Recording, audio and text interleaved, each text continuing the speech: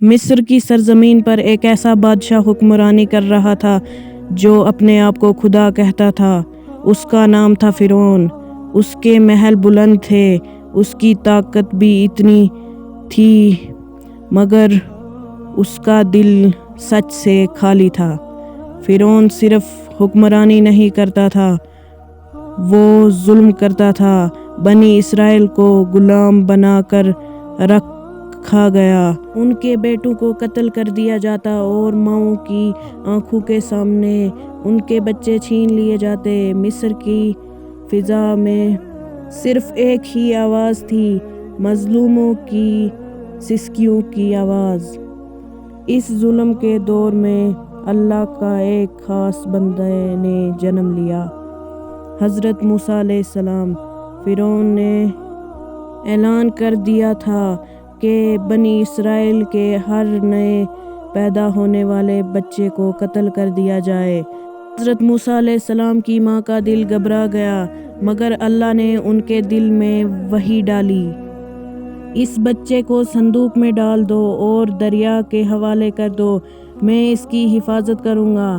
سوچ کے ایک ماں اپنے جگر کے ٹکڑے کو بہتے ہوئے دریا کے حوالے کر رہی ہے، صرف اللہ کے بھروسے پر، اور اللہ نے وعدہ نبھا دیا۔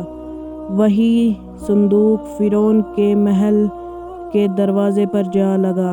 جس بچے کو قتل ہونا تھا، اللہ نے اسے فرعون کے گھر میں پالا۔ جب حضرت موسیٰ علیہ السلام جوان ہوئے، اللہ نے انہیں نبوت عطا فرمائی اور حکم دیا، فرعون کے پاس جاؤ کیونکہ وہ حد سے گزر چکا ہے۔ حضرت موسیٰ علیہ السلام اپنے بھائی ہارون علیہ السلام کے ساتھ فرعون کے دربار میں کھڑے ہوئے اور پروقار آواز میں کہا، میں اللہ کا رسول ہوں، بنی اسرائیل کو آزاد کر دو اور صرف ایک اللہ کی بندگی قبول کرو۔ دربار میں خاموشی چھا گئی، پھر فرعون ہنس پڑا، تکبر سے بولا، میں تمہارا سب سے بڑا رب ہوں۔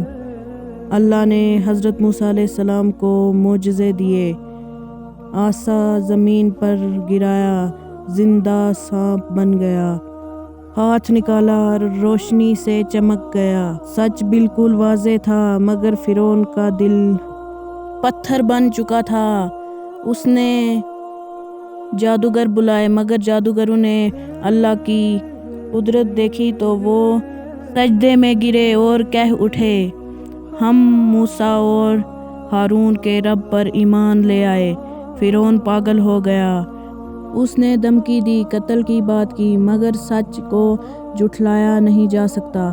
آخرکار اللہ کا حکم آیا، حضرت موسیٰ علیہ السلام رات کے اندھیرے میں بنی اسرائیل کو لے کر مصر سے نکلے۔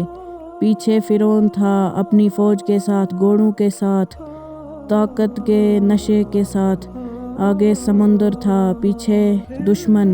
لوگ گھبرا گئے، مگر حضرت موسیٰ علیہ السلام نے کہا، بالکل نہیں، میرا رب میرے ساتھ ہے۔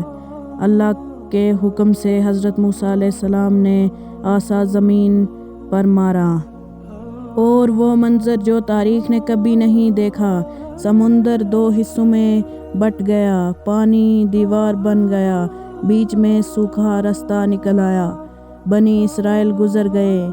اور جب فرعون اپنی فوج کے ساتھ سمندر میں گھسا، اللہ کا حکم آیا، پانی واپس مل جائے۔